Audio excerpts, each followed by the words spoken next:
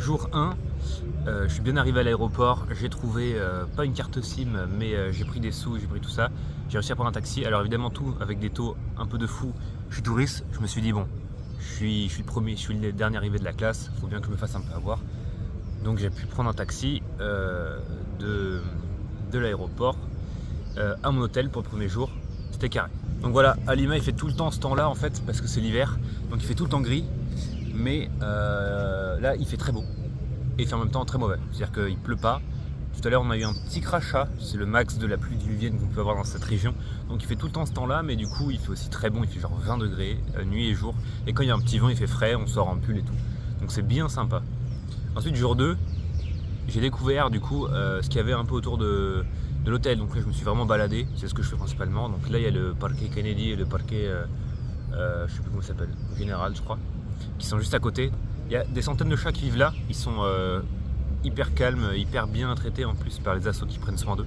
Donc en fait le cadre est hyper sympa, il y a plein de restos, donc je mange là tous les jours, 2 fois par jour au moins, autour de ces places, dans les petits restos et tout ça, donc ça coûte pas hyper cher et c'est hyper bon. Au Pérou on mange hyper bien.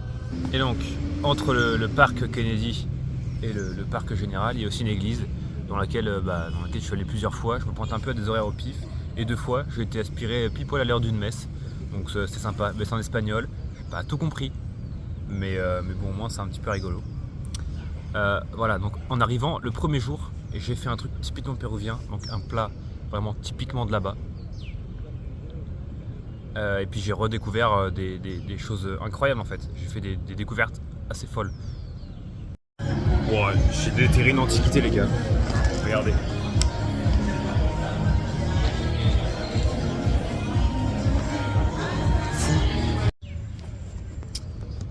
Les jours suivants, j'ai continué à visiter. Donc en fait, le parc général et le parc Kennedy, ça fait une sorte de triangle comme ça avec le parc Kennedy et l'église ici.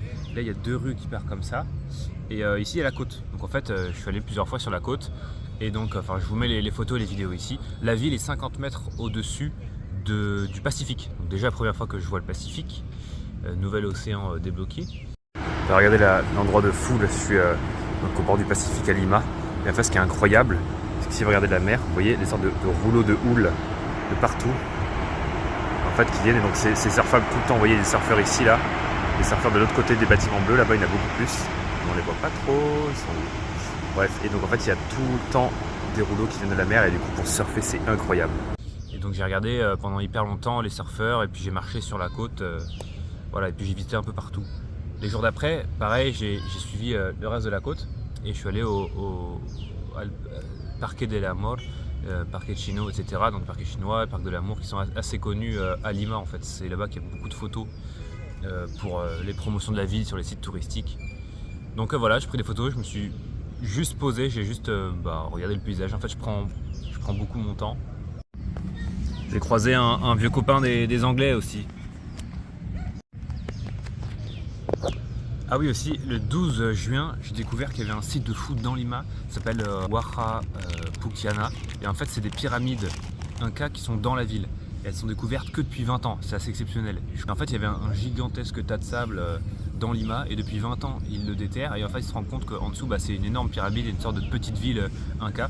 Donc dedans il y a des places, il y a des différents étages avec différentes terrasses. Évidemment il y avait des murs et des toits à l'époque qui ont été détruits depuis. Et puis dans les murs et dans le sol, on retrouve plein de personnes qui sont enterrées en position fétale, notamment avec des objets et tout ça, parce qu'ils croyaient en la réincarnation, donc c'était pour mieux renaître.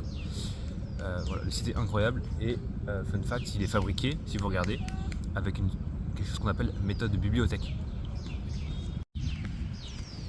Donc vous voyez, ça ressemble à des bibliothèques, et c'est parce qu'en fait les briques sont déjà posées bizarrement comme ça, à la verticale et pas à l'horizontale comme on a l'habitude, et avec un petit espace au milieu. Et en fait c'est ce qui a permis notamment à ce bâtiment de traverser les centenaires et les millénaires, parce que du coup ça résiste aux tremblements de terre, parce qu'il y a plein de tremblements de terre ici, c'est la cordillère des Andes. Donc en fait les vibrations ne se transmettent pas d'une brique à l'autre et sont absorbées on va dire dans les creux entre les briques. Donc ça c'est mon repas, malinx, donc j'ai adoré ce détail. Ah oui, et aussi en attendant la visite, il y avait plein de petits oiseaux qui faisaient un bruit très bizarre. On a l'impression qu'ils rôtaient, qu'ils gazouillaient. C'était un bruit assez extraterrestre. J'espère que j'ai des vidéos sur lesquelles il y a le son qui est assez fort.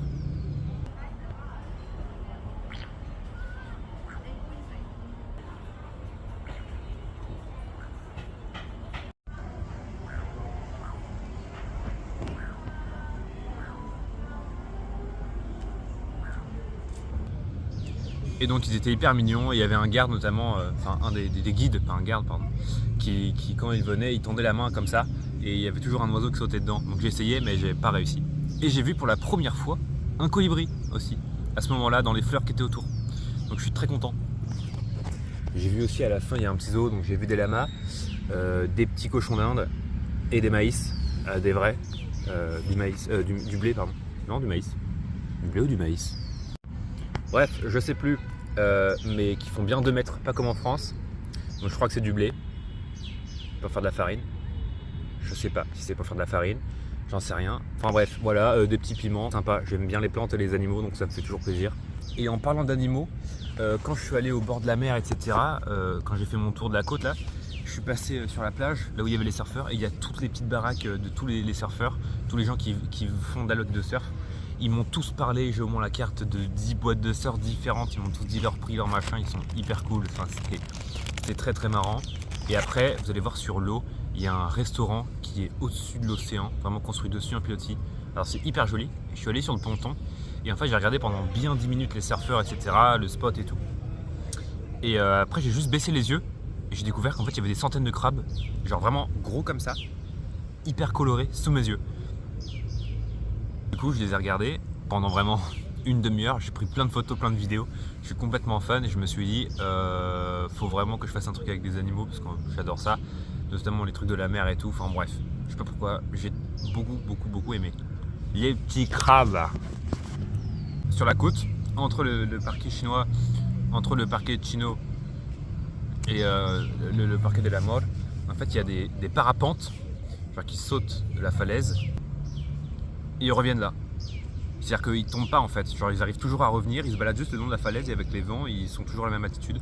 Hyper impressionnant, on voit pas bien sur les vidéos, sur les photos on a l'impression qu'ils sont hyper loin, mais ils sont vraiment à 5 mètres de nous, ils passent comme ça. Et... Enfin bref, c'est un peu lunaire, mais c'est marrant. Après dans les anecdotes marrantes, j'ai joué aux échecs à un moment au pif dans la ville avec ce gars. Je comprenais rien, il parlait même pas espagnol, même pas anglais, en fait il parlait, je comprenais rien. Il a bégayé à un moment, il essayait de dire un mot pendant une bonne 30 secondes, 1 minute. Genre c'était éternel et j'osais pas le couper parce que ça me faisait beaucoup rire en fait. Et je n'ai toujours aucune idée de ce qu'il voulait dire. Je sais pas, il a pas réussi. J'ai pris cette photo, je l'aime beaucoup, elle est très jolie. Et surtout je sais pas pourquoi, j'imagine bien ces genres de photos que papy et mamie nous envoient. J'imagine bien papy ou mamie juste devant comme ça, devant le phare, parce qu'évidemment l'autre prend la photo. Et bref, elle nous faisait rire. Et aussi, il y a eu un tremblement de terre. Et au tremblement de terre, je sortais du surf. J'étais entre la mer et du coup la falaise d'une 50aine de mètres sur laquelle il y a la ville.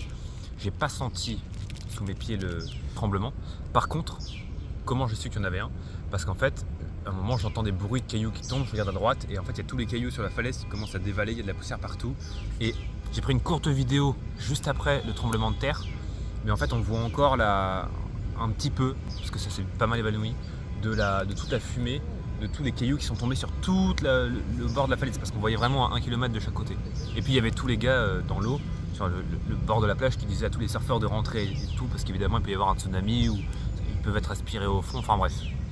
Donc voilà, petit séisme, premier que j'ai vécu, et en vrai, même si j'ai pas filmé, c'était assez impressionnant. Et donc la suite des événements, je pars dans 5 jours le 21 pour un workaway, donc je pars près de San Ramon. Et c'est une petite ville, j'ai que 8 heures, entre guillemets, 8 heures de bus pour faire 300 km. Et donc là, ça va être la haute jungle, donc ça va être de la jungle, mais en montagne, avec, je pense que le cadre va être exceptionnel d'après ce qu'on nous dit. Cascade, piscine naturelle, montagne. Ah oui, j'ai oublié de dire aussi, les péruviens sont adorables et tout. Et là, vous voyez, je suis sur, ici, c'est là où il y a le départ des parapentes d'habitude. Et donc juste en bas, là, hop, il y a le Pacifique. Le parquet de la Mort juste là, la rue, et de toute façon il peut rien m'arriver vu que Jésus est avec nous. Aussi je suis très grand par rapport aux gens ici, donc c'est un peu marrant, je dépasse pas mal. Et puis voilà, j'ai un peu une redie expérience offerte en plus du voyage, donc c'est top.